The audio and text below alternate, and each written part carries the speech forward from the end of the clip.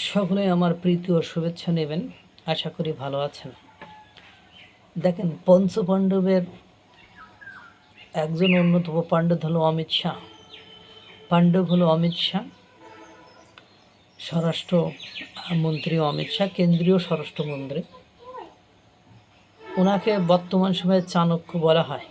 আপনারা জানেন, ভারতের চাণক্য নীতি বা কৌটিল্য শাস্ত্র সেটি কত গুরুত্বপূর্ণ, সেটি কত ফ্রুটফুল।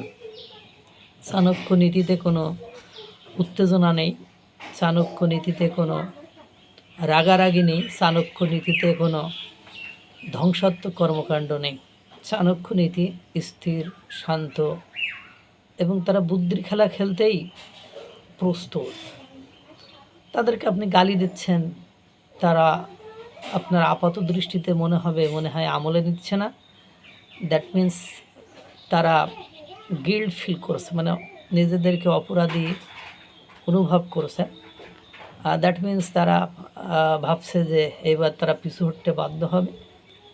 দেখেন, যুদ্ধের একটা কৌশল হলো, যদি আপনি পিছু হটে প্রস্তুতি নিয়ে পিছু হটে তাদেরকে দুর্বল করে এক চান্সে খতম করতে পারেন, তাহলে যুদ্ধের এটা একটা বড় স্ট্র্যাটেজি হতে পারে, এটা একটা বড় কৌশল হতে পারে।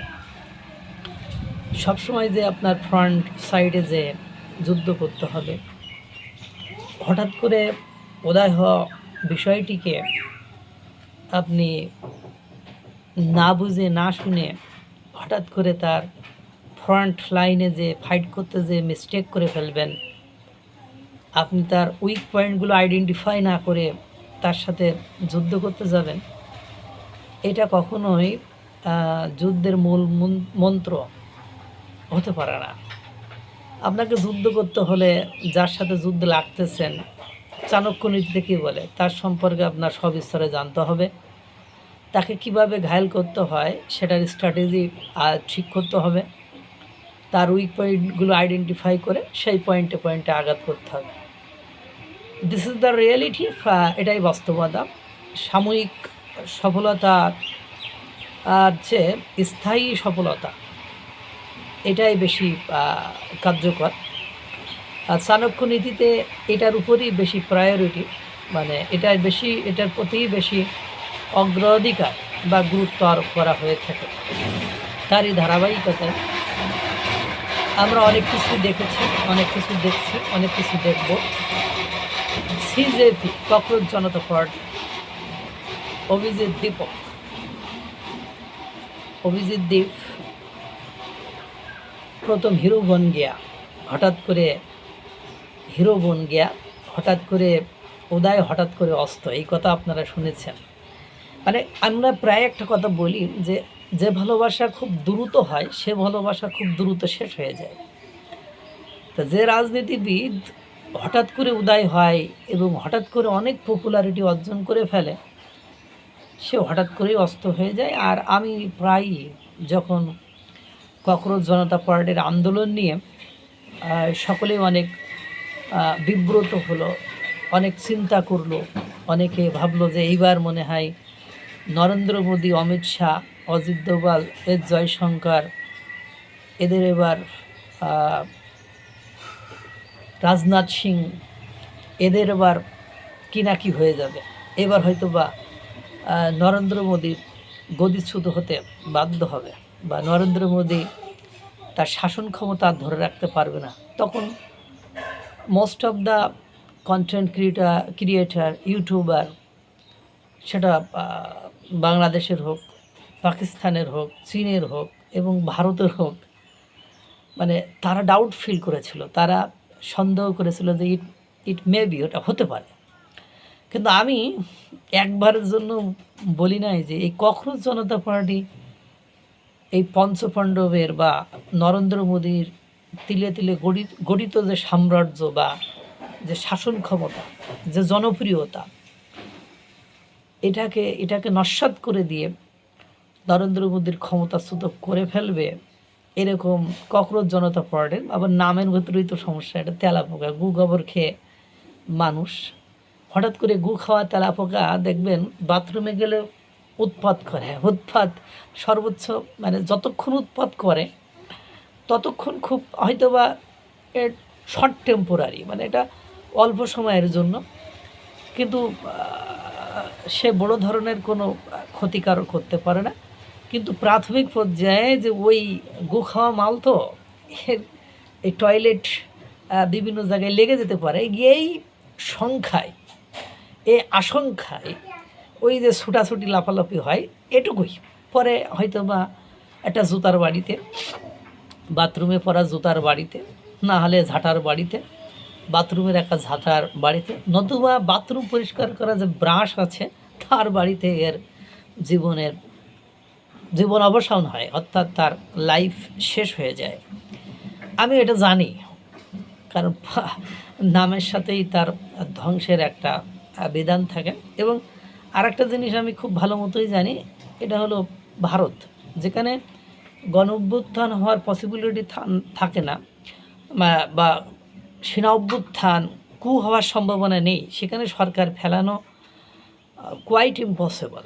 হয়তো বা কারোর পদত্যাগ, যেমন শিক্ষামন্ত্রীর পদত্যাগ, এটা সম্ভব, শিক্ষামন্ত্রীর পদত্যাগ করানো সম্ভব, কিন্তু নরেন্দ্র মোদীর মতো একজন শাসকের, একজন সরকার প্রধান, বিশ্বের সবচেয়ে বড় গণতান্ত্রিক রাষ্ট্রের প্রধানমন্ত্রী নরেন্দ্র মোদী, এবং বিশ্ব নেতাদের মধ্যে টপ 1, 2, 3-র ভেতরে নরেন্দ্র মোদীর নাম বর্তমান সময়ে আপনার করতে হবে, তার ক্ষমতা কেড়ে নেওয়া এটা সম্ভব নয়।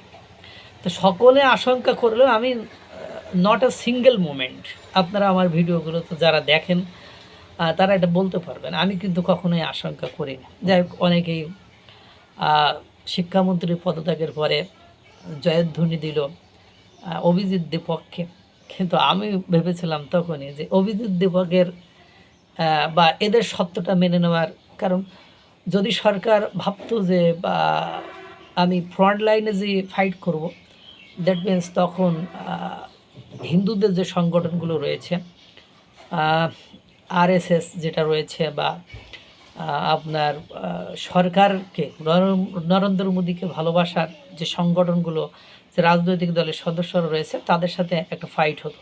সরকার দেখছে যে এসব ছোটো পোলাপান কারোর এজেন্ট হয়ে কারো কাছ থেকে টাকা খেয়ে কাজ করেছে, সুতরাং এদেরকে দমন করতে সরকারি লোক নামিয়ে ফাও পরিবেশ ঘোলাটে করে, বা বিদেশিদের নিউজ করার, বা বিদেশিদেরকে মন্তব্য করার মতো কোনো কিছু তৈরি করাটা খুব বুদ্ধিমানের কাজ হবে না। এবং অমিত শাহ বলছে আই ক্যান হ্যান্ডেল ইট, আমি এটা হ্যান্ডেল করে নেব। নরেন্দ্র মোদী অনলাইনে বা অনলাইন প্ল্যাটফর্মে, সামাজিক যোগাযোগ মাধ্যমে সেটা হ্যান্ডেল করেছে, অমিত শাহ নীরবে কাজ করে গিয়েছে। নাও কাম টু দ্য পয়েন্ট।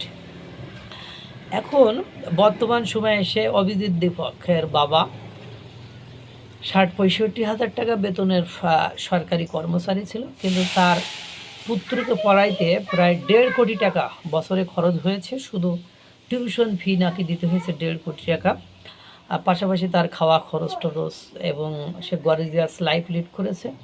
এই টাকাটা কোথা থেকে এসেছে?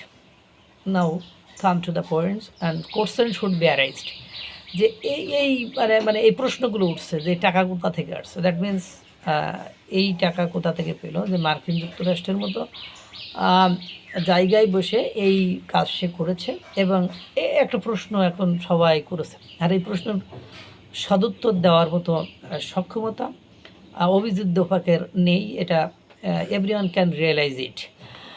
এখন এর পরবর্তীতে কি হলো, যে আসুন এই আন্দোলন করার জন্য যে টাকাগুলো আসলো, সেই টাকা কোথা থেকে আসলো? এই টাকা কোথা থেকে আসলো? এই যে একজন মোবাইল অপারেটর এত লক্ষ লক্ষ টাকার খাদ্য বিতরণ, কয়েক কোটি টাকার খাদ্য বিতরণ করলো, এই টাকা কোথা থেকে আসলো? এই যে একের পর এক এই স্টুডেন্টরা কলকাতা, দিল্লির মতো জায়গায় যে থাকলো, আন্দোলন করলো, তাদেরকে খাবার দিল, এই টাকা কোথা থেকে আসলো? এখন এটা অন্বেষণ করা শুরু হয়েছে, এটাকে সার্চ করা, এটাকে খোঁজা শুরু হয়েছে। যখন খোঁজা শুরু হয়েছে, তখন অভিজিৎ দীপক সহ যারা সামনের লাইনে ছিল বা সামনের দিকে ছিল, তারা কিন্তু কি হয়েছে এই প্রশ্নের সদুত্তর দিতে পারছেন না। পরে ইনভেস্টিগেশন করে দেখা গেল যে ডিপ স্টেটের মতো কিছু জায়গা থেকে তারা ফান্ডিং হয়েছে, কিন্তু এই ফান্ডিংটা হওয়াটা it's not a legal way, এটা কিন্তু বৈধ কোনো উপায় নয়। সুতরাং যেহেতু বৈধ কোনো উপায় নয়, অবৈধ সোর্স থেকে তারা টাকা খেয়েছে, ওই সময় দাবিটা মেনে নিয়ে শান্ত করে পরিবেশকে শান্ত করেছিল জাস্ট তাদের এই বাড়াবাড়ি, তাদের হঠাৎ এই রাজা বনে যায়, হঠাৎ বাঘ হয়ে যাওয়া, হঠাৎ হিরো বন গিয়া, এটা কিভাবে সম্ভব? Without any financial support it is quite impossible. অর্থনৈতিক সাপোর্ট ছাড়া এটা পুরোপুরি অসম্ভব। ইট ক্যান মানে যে কোনো গণতান্ত্রিক রাষ্ট্রে আপনি আন্দোলন করতে পারেন, কোনো প্রবলেম না। আর ভারতের মতো গণতান্ত্রিক রাষ্ট্রে গণতান্ত্রিক উপায়ে আপনি আন্দোলন করতে পারবেন, এটা অসম্ভব বা এটা খারাপ কিছু নয়। কিন্তু আপনার ফান্ডিংটা কই থেকে হলো? এখন যখন এটাকেও অমিত শাহ শুরু করলেন ফাইন্ডিং করতে বা এটাকে খুঁজে বের করতে, তখনই ককরোচ জনতা পার্টির সূর্য অস্তমিত হয়ে যাওয়া শুরু হয়েছে। ককরোচ জনতা পার্টি এভার আর never come to the front line, এবং আর কখনোই তারা মেরুদণ্ড সোজা করে দাঁড়াতে পারবে না। অমিত শাহ সেরকম মাস্টার স্ট্রোক দিয়ে দিয়েছেন। মহান সৃষ্টিকর্তা সকলকে ভালো রাখুক, সুস্থ রাখুক।